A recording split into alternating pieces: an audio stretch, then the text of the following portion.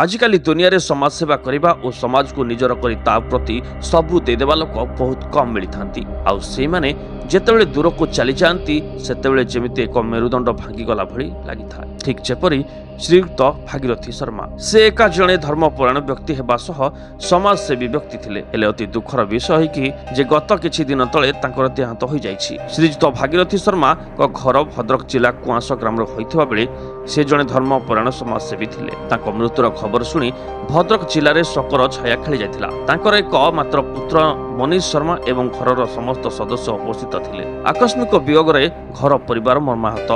अमर आत्मार सद्गति निमंते प्रभु श्रीराम निकट रे प्रार्थना करिसेंती सरला देवी, मनीष शर्मा, लीला शर्मा, नाती नातुणी। भद्रक पुनील कुमार समांत रिपोर्ट ओडिसी खबर।